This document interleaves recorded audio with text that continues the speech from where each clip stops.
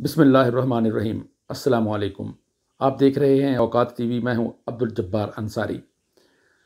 गुज़श्ता रोज़ हुर्रियत रहनुमा यासीन मलिक की अहलिया मशाल मलिक ने प्रेस कॉन्फ्रेंस की। उसमें उन्होंने बड़ी अफसोसनाक ख़बर बताई कि यासीन मलिक जो हैं वो उनकी तबीयत बहुत ज़्यादा ख़राब है, उनको बहुत टॉर्चर किया जा रहा है, हत्ता कि उसकी दाढ़ी तक मूंड दी गई है। ये बड़े अफसोसनाक पहलू है। मैडम मशाल मलिक ने इस्लामाबाद में प्रेस कॉन्फ्रेंस की। आइए उनकी आपको प्रेस कॉन्फ्रेंस दिखाते हैं। देखने हाल ही में जो मस्जिद है जो इसको शहीद कर दिया है मकबूजा जम्मू कश्मीर में ग्रेनेड अटैक्स के साथ, और लोगों के साथ जो उनका हाल किया जा रहा है, और बहुत सी हंड्रेड्स ऑफ मॉस्क्स हैं मकबूजा जम्मू कश्मीर को जिनको मार्क कर दिया है हिंदुस्तान की सरकार ने, जब से उन्होंने एक सो कॉल्ड यूनियन टेरिटरी बनाई है कि वहाँ पे अब वो मंदिर तामीर करेंगे। मस्जिदों को शहीद करके वहाँ पे उन्होंने अपने मंदिर तामीर करने हैं, और आरएसएस और शिवसेना के लाखों की तादाद में लोग इस वक्त भी वहाँ पे सेटल हो रहे हैं, और एक मिनी हिंदुस्तान में ये तब्दील हो रहा है इन 2 सालों में जो तेज़ी की है मोदी सरकार ने। और एमनेस्टी इंटरनेशनल की भी रिपोर्ट है, उसमें भी खुल के लिखा गया है जो ग्रॉस ह्यूमन राइट्स वायलेशन हो रही हैं, और उसके साथ साथ उसमें ये भी लिखा गया है कि कंडीशन जो डाली जा रही है रिलीज करने के लिए पॉलिटिकल प्रिजनर्स को कि हम तुम्हें मार देंगे, ये बॉन्ड साइन करो। तो ये बहुत खौफनाक सिचुएशन है कि जो कश्मीरी वॉइस है इंटरनेशनली भी उसके ऊपर हिंदुस्तान की कोशिश है कि कर्फ्यू लगा दिया जाए। जो हमारे बड़े लीडर्स हैं, चाहे वो लॉर्ड नज़ीर साहब हों, चाहे गुलाम नबी फ़ायज़ साहब हों अमेरिका के अंदर, इनको टारगेट किया गया है बाकायदा इन लोगों को, जो नज़ीर गिलानी साहब और भी ख़ास तौर पे लॉर्ड साहब के ऊपर, जो कठिन वक्त बल्कि हम सब पर आया है। और जो कर्फ्यू लगा हुआ है ट्विटर के ऊपर, फेसबुक पे जो भी कश्मीर के ऊपर आवाज़ उठाएंगे, तो इसलिए ये बहुत खौफनाक सिचुएशन है। और इस वक्त लेटर भी मोदी सरकार देते हैं पाकिस्तान के प्राइम मिनिस्टर को, और 23 मार्च पे उनकी हेल्थ के हवाले से कश्मीरियों ने कभी भी नो नहीं कहा डायलॉग को, मगर डायलॉग पॉसिबल ही नहीं है ऐसी सूरत हाल के अंदर जब वहाँ पे एक किलिंग स्प्री चल रही है, ग्रेवयार्ड बन रहा है कश्मीरियों का, और जो मेन पार्टी है, जो मेन कुर्सी है कश्मीरी रिप्रेजेंटेटिव्स की, उनको तो जेलों में मार रहे हैं, उनको टॉर्चर किया जा रहा है। तो इट इज़ इम्पॉसिबल। तो आज मेरा यही मैसेज है लॉर्ड साहब के थ्रू, क्योंकि अब मैं चाहूँगी कि आप अपने आपकी जो फीलिंग्स हैं, of course you are very passionate, जो जुल्म हो रहा है कश्मीरियों के ऊपर, इंसानियत के ऊपर आप इतनी आवाज़ उठा रहे हैं, और ख़ास तौर पे क्योंकि आप खुद कश्मीरी हैं, आप ये दर्द समझ सकते हैं। तो आपकी हमें बहुत ज़रूरत है, कश्मीर कॉज को भी, पाकिस्तान को, और इंटरनेशनली भी, ह्यूमैनिटी को भी। You are a great asset for us and we really cherish your strength and it's very inspiring for us. And whatever is happening over there, जो reports भी आ रही हैं, the US State Department, Amnesty International, human rights violations that are taking place over there, and then having dialogue with India on such conditions is impossible, and Pakistan has made it clear.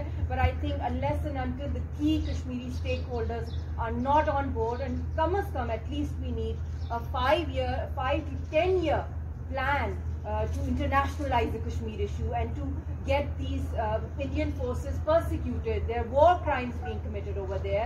It's a gross violation of international law, Geneva Conventions, international humanitarian law, and we need legal action. We don't just want freedom, we want legal action against the war crimes committed by India. Thank you very much. अब मैं चाहूँगी कि Lord साहब आप कुछ अल्फाज। बिस्मिल्लाहिर्रहमानिर्रहीम।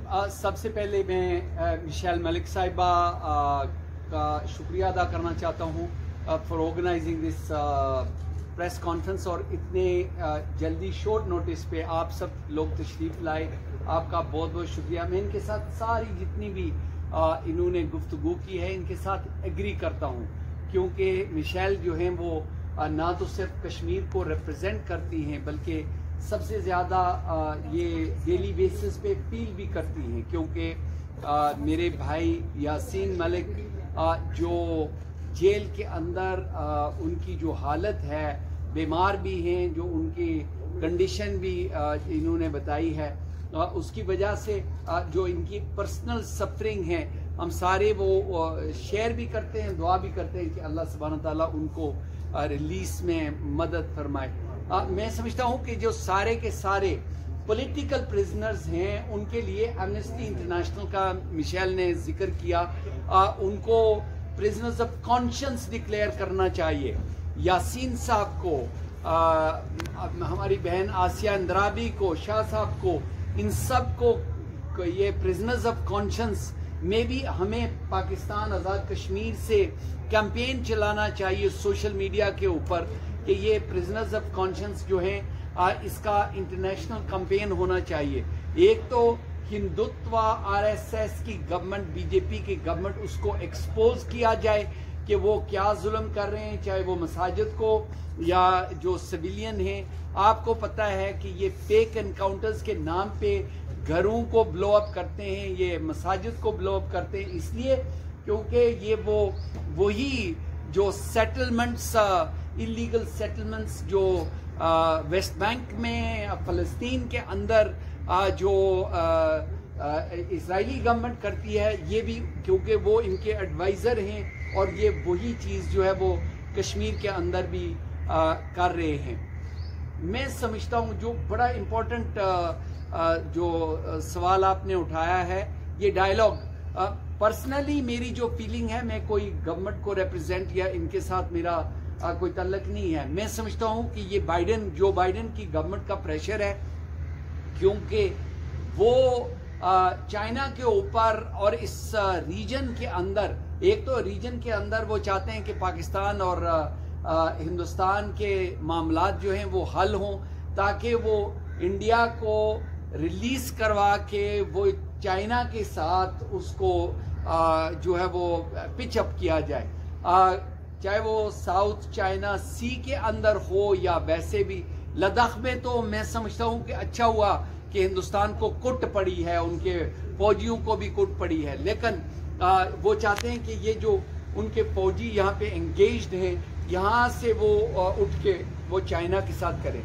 मैं पाकिस्तान गवर्नमेंट जो भी करे, आई एम श्योर वो कश्मीर के इंटरेस्ट, पाकिस्तान के इंटरेस्ट में होगा, लेकिन हम कम अज कम ये कहेंगे कि जब तक कश्मीरियों को 14 जो 14 मेरे ख्याल में शहीद हुए हैं फ्रॉम लास्ट थर्सडे, तो वो जब तक कश्मीरियों को शहीद कर रहे हैं, जब तक वो जो हमारी मसाजिद हैं उनको ब्लो अप कर रहे हैं, घरों को तबाह कर रहे हैं, मैं समझता हूं कि कोई डायलॉग का, वो अमेरिका को भी पता होना चाहिए, यूरोप को भी पता होना चाहिए कि डायलॉग का कोई चांस बनता नहीं until this stops. But at the same time जिस तरह वो ट्रेड के हवाले से भी प्रेशर आ रहा था कि ट्रेड जो है वो चीनी हो या कॉटन हो, वो हिंदुस्तान के साथ किया जाए। मैं समझता हूं कि सबसे पहले तो लाइन ऑफ कंट्रोल को खोलना चाहिए। जो बस सर्विस बंद है, जो कश्मीरियों की फैमिलीज डिवाइडेड हैं, जो ट्रेड कश्मीरियों के दरमियान, आज़ाद कश्मीर और मकबूजा कश्मीर के दरमियान जो ट्रेड है वो दोबारा बहाल होना चाहिए। हिंदुस्तान के साथ डायलॉग की ज़रूरत है, हमें कोई इख्तलाफ नहीं है, लेकिन डायलॉग अनकंडीशनल नहीं होना चाहिए, उसके साथ कंडीशंस होनी चाहिए। क्योंकि मेरा ज़ाती जो, आई डोंट नो कि कोई मेरी बात माने या ना, मेरा ज़ाती जो व्यू है वो ये है कि हिंदुत्व के साथ वो फैशिस्ट रजीम आरएसएस और बीजेपी की जो गवर्नमेंट है, इनके साथ कोई भी डायलॉग कामयाब नहीं होगा, क्योंकि वो पाकिस्तान को एक्सेप्ट ही नहीं करते, मुसलमानों को, माइनॉरिटीज को एक्सेप्ट ही नहीं करते, वो कश्मीरियों को एक्सेप्ट ही नहीं करते। आप उनके जो लीडर्स हैं, आज उनके अपने द प्रिंट में जो खबर थी आज की कि उनका जो आरएसएस का लीडर है वो दिल्ली वाला जो वायलेंस था मुसलमानों के खिलाफ, उसने कहा कि जाके मुसलमानों को कत्ल करो, और वो सारा रिपोर्टेड है हिंदुस्तान के न्यूज़पेपर्स, जो मैंने ट्वीट भी किया था। तो वो कभी भी एक्सेप्ट नहीं, लेकिन अगर इंटरनेशनली कोई डायलॉग करवाना चाहता है, वो चाहते हैं कि वो एक थर्ड पार्टी इसमें इन्वॉल्व, तो we don't have any objection. लेकिन साथ साथ जितने भी पॉलिटिकल प्रिजनर्स हैं, यासीन साहब से लेकर जितने नौजवान वहाँ पे तकरीबन 12-14 हज़ार नौजवानों को अरेस्ट करके हिंदुस्तान के फौज जो है वो उनको इंडिया ले गई थी कश्मीर से उठा के। 300 जो लड़कियां बेटियां हैं हमारी वो उठा के लेके गए थे। वो गलत उसके लिए जो तुर्किश जर्नलिस्ट हैं उन्होंने इसकी इन्वेस्टिगेशन करवा के भी एक्सपोज किया। ऐसे ही जितने भी लोग अरेस्टेड हैं और एब्सोल्युटली राइट, क्योंकि वॉर क्राइम्स कमिट हुए हैं, उनकी प्रोसिक्यूशन इंटरनेशनल होनी चाहिए और चाहे वो इंटरनेशनल क्रिमिनल कोर्ट करे या यूनाइटेड नेशंस करे, लेकिन जब तक वो नहीं होगा वो उस वक्त तक ये मसला मैं नहीं समझता हूँ कि प्रोग्रेस कर सकेगा। आखिरी बात मैं ये कहूँगा, मैं इनके साथ एग्री करता हूँ, यहाँ पे कौमी कश्मीर पॉलिसी होनी चाहिए, चाहे वो कश्मीर कमेटी के थ्रू हो या पार्लियामेंट के थ्रू हो। गवर्नमेंट की पॉलिसी होनी चाहिए। ये हर रोज़ के जो हम अपने व्यूज़ बदलते रहते हैं उसके बजाय 5 साल और 10 साल की पॉलिसी हो जिसके ऊपर सबको क्लियर पता हो कि हमारी पाकिस्तान की कश्मीरियों की पॉलिसी क्या है। उसके लिए डायलॉग की ज़रूरत है और जब तक कश्मीरी उस डायलॉग में इन्वॉल्व नहीं होते मेरे ख्याल में वो फ्रूटफुल नहीं होगा। बहुत बहुत शुक्रिया। मेरे ख्याल में मैं ज़्यादा बात कर गया हूँ। Any questions? मैडम आप ये बताएं, मैडम मिशल से मेरा सवाल है, औकात टीवी से अब्दुल जब्बार अंसारी, कि ये हम 50 साल से तो मैं सुन रहा हूँ कि अक़वाम मुत्तहिदा की करारदादों के मुताबिक मसला कश्मीर हल किया जाए, उनको हुकूक दिए जाएं, यही सुनते आ रहे हैं। इससे क्या मसला हल हो जाएगा? देखिए, पिछले जितने डायलॉग हुए हैं 50 सालों के अंदर, शिमला के बाद से लेकर अब तक, उसमें बदकिस्मती मैंने भी ये फील की है, लॉर्ड साहब ने भी, और जो कश्मीर के ऊपर बहुत से जो एक्सपर्ट्स हैं उन्होंने ये देखा है कि जब भी डायलॉग हुआ है तो हमने कश्मीर को उस तरह इंटरनेशनलाइज नहीं किया, बल्कि हम डायलॉग पर ही फोकस करते रहे हैं। तो हिंदुस्तान पे कभी हम एतबार नहीं कर सकते। तो इसलिए मैं समझती हूँ डायलॉग का रास्ता अगर जब भी कभी खोलना है, मगर कश्मीरियों ने अपने हक़ की खुद इरादियत के लिए यूएन की करारदादों के मुताबिक अपना राइट जो है उसके लिए कुर्बानियाँ दी, आज़ादी के लिए दी हैं, तो ये कभी भी नहीं मुमकिन हो सकता कि सिर्फ हम लोग डायलॉग पर ही फोकस करें, मगर जो असल जो रियल इशू है जहां हमारा पेंडिंग है हमें उसको पैरेलल और साइमल्टेनियसली चलाना होगा। जो लॉर्ड साहब ने भी बात की और मैंने भी, कि कौमी पॉलिसी कम से कम 5 से 10 साल की हो कि हम लोग अपने फाइनल गोल की तरफ जाएं, और dialogue is one of the steps towards building trust या confidence building measures, but in no way is it the final solution. UN की जो रेजोल्यूशंस हैं उसकी बात इसलिए की जाती है क्योंकि वो किसी भी डायलॉग की बेसिस शुरू वहाँ से होता है, फिर बाद में जो भी चीज़ डेवलप हो, इवॉल्व हो, वो देखी जा सकती है, लेकिन बेसिस तो होनी चाहिए।